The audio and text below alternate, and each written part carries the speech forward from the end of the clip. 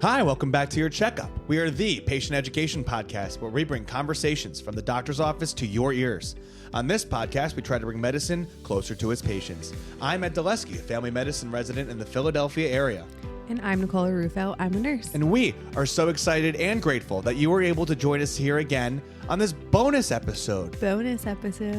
So we're thinking about releasing this episode midweek because we took a week off and we wanted to give you something extra to listen to. So it's a little ditty today. Specifically for our most loyal listener. Truly, he was disappointed when the episode didn't come out. And while we gave you a really nice episode on constipation earlier in the week, today we wanted to talk about something different. But before we get there, I want to take some time and talk about updates from the week. So we had most recently it was pasta that was cultivated from a cheese wheel. And it was freshly made. And it was a truffle pasta. A truffle pasta. It was outrageous. It's escaping me. What was the name of this place? Giuseppe and Sons. Giuseppe and Sons, which this is a funny little story here. So I had been to Giuseppe and Sons for like an after work happy hour, looked around the place, felt the warm, dark ambiance and thought, wow, this would be a great spot to take Nick. Mm-hmm. And so then months later, maybe even the following year. Well, then I separately went to an after work happy hour with one of the residents and the nurse practitioners I work with. Came home and I was like, oh my God, this place was so cute, blah, blah, blah. We should go there. And then we went there with Eddie's niece and to take her out for a little like fun day in Philly to get some pasta because she loves pasta. And as soon as we got down there, Eddie was like, oh my God, I've been wanting to take you here, but I forgot what it was called. Yeah, and I knew it was in the basement. I knew it was really great. So then back to the truffle pasta. It's a whole experience. They roll out the truffle pasta. They roll out this cheese wheel of Parmesan, I think. Mm-hmm. And this thing is like 2 feet wide in diameter. And they just scrape the cheese into the middle. They light it on fire to melt it. They light it on fire. They take the freshly made, what kind of pasta was that? Spaghetti. And it was freshly made spaghetti. Yeah. Toss it in there, mix it up with a little You can black tell pepper. that it's freshly made too. You can. But like you can tell now, like you specifically. Because we've made it. Right. I can tell the difference. It's totally different. Yeah. That was delicious. And I'm really thinking we're going to try to go as we celebrate our anniversary October 10th. Yeah, I think we should. I think we should. I wonder if Frankie ever got the pasta maker that Nana got us, because did I tell you he texted me and asked for the link to it because she wanted to buy him one too? Oh my goodness. I wonder if they ever got it and if they made pasta. I'm sure he'll listen to this and then answer us via fan mail. Probably, because he doesn't answer us at all. And this is our most loyal listener, if you hadn't gathered. But I want to make it again. I want to try again. And now that we have all of the pieces in the right places, I was about to practice lobotomy on myself the last time when everything kept getting stuck.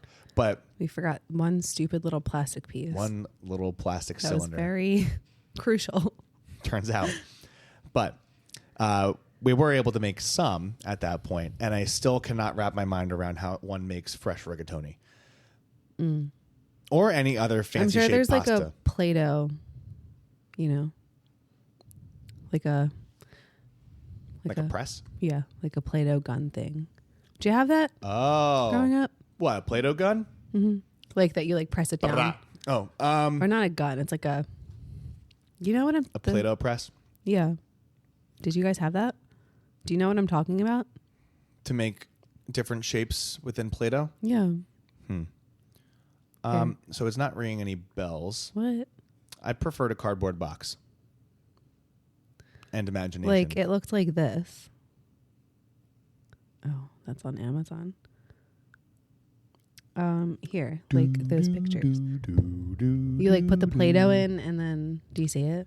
Yeah, I see it now. This wasn't a staple, but it definitely makes more sense about how... This was a staple in our house. How to actually go forward and make a Play-Doh, rather, pasta. And then all like the fake food things. Did you make fake Play-Doh food? No, I didn't make fake Play-Doh food. Okay. But it seems like you did, which sounds really fun. And I wonder if Fran did as well.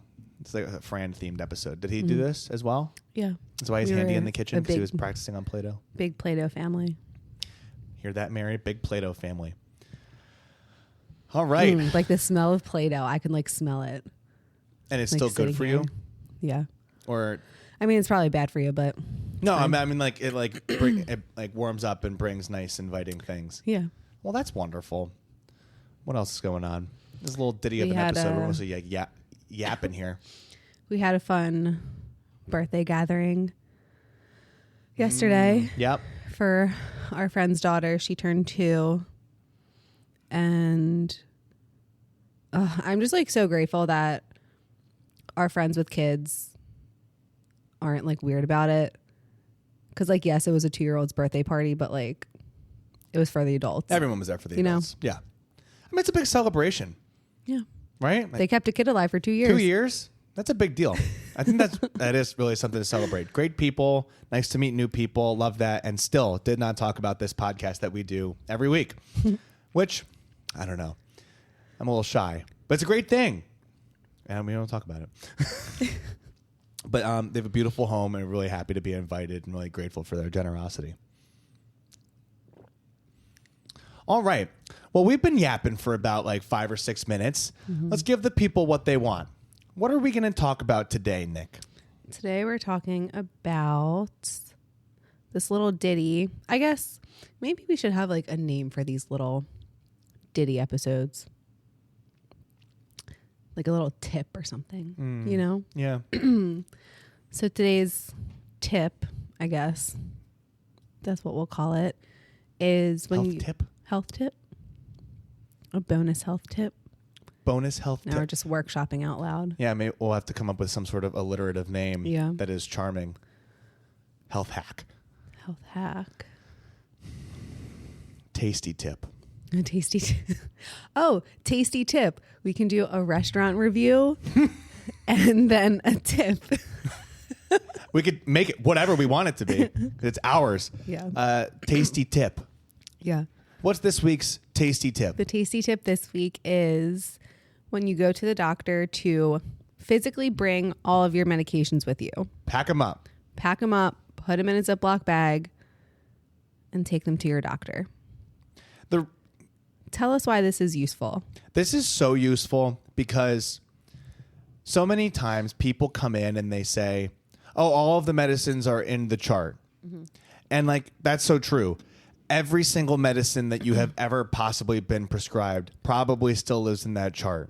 So if I open up someone's medical record and see 37 medicines, it is extremely hard to be able to comb through in the little time that we have to actually be able to find out what that person is putting in their body every day, which is so important to every subsequent decision that I will make. Yep. It also helps us take better care of you.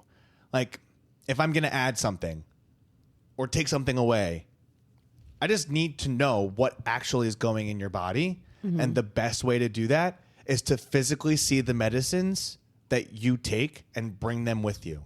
So go in the medicine cabinet, grab it, pull them out, and bring them to your appointment. Your doctor will not be disappointed. They will probably be really happy. And I mean, there's a difference of like being prescribed something and then actually taking it. That too. Or even if like you're talking about your different medicines and maybe you stopped taking the little yellow oval pill because it makes you feel sick. And then that's something like, can't talk. That's something you can talk about with your doctor. Like, what is this med? Why aren't you taking it? Can we have you take something else? Like, you know. Exactly. Because you're in this partnership with the person who's helping to take care of you. And at the end of the day, they make recommendations and you choose to go by them or not. And to get the best advice, you need to keep the person who's giving you advice the most up-to-date information. Mm-hmm.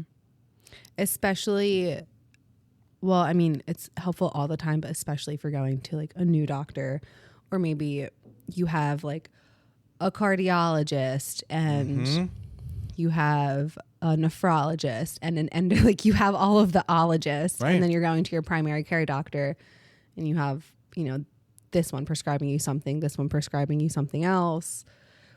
this one prescribed you something else 5 years ago, but that's still in your chart that your new primary care doctor can still see, you know? Yeah.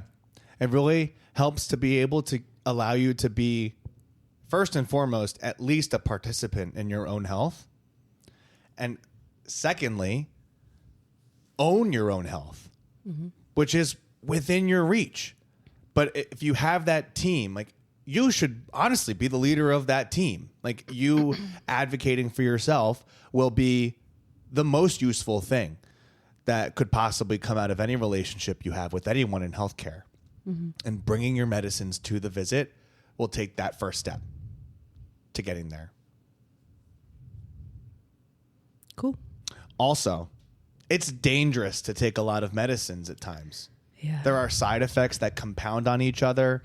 And if there was a medicine that you had from 5 years ago that you're still taking but no one knows about, and they're going to prescribe you a medicine, these things do have side effects. And I'll be honest, your doctor or nurse does not have an omnipotent awareness of everything that's going in your body unless they physically see the bottles that you are taking. So bring your medicines to the appointment and take the first step. It's helpful. Yeah. So that is our little ditty for today. We'll keep it short and sweet and digestible on our tasty tip. So thanks for coming back for this little ditty of an episode on Your Checkup. This beer's catching up to me. Hopefully you were able to learn something for yourself, a loved one, or a neighbor with a lot of medicines going to the doctor. And keep an eye out for our next episodes coming up. Keep an eye out for our website. Look us up, send us some fan mail, or find us on Instagram. We'll do our episodes every Monday, and every once in a while we'll incorporate this tasty tip, if that's what we end up calling this. And we're so grateful for you coming back, and please share this with your loved ones or neighbors. And most importantly, stay healthy, my friends. Until next time, I'm Ed Dulesky. I'm Nicola Rufo. Thank you and goodbye. Bye. This information may provide a brief overview of diagnosis, treatment, and medications. It's not exhaustive and is a tool to help you understand potential options about your health. It doesn't cover all details about conditions, treatments, or medications for a specific person. This is not medical advice or an attempt to substitute medical advice. You should contact a healthcare provider for personalized guidance based on your unique circumstances.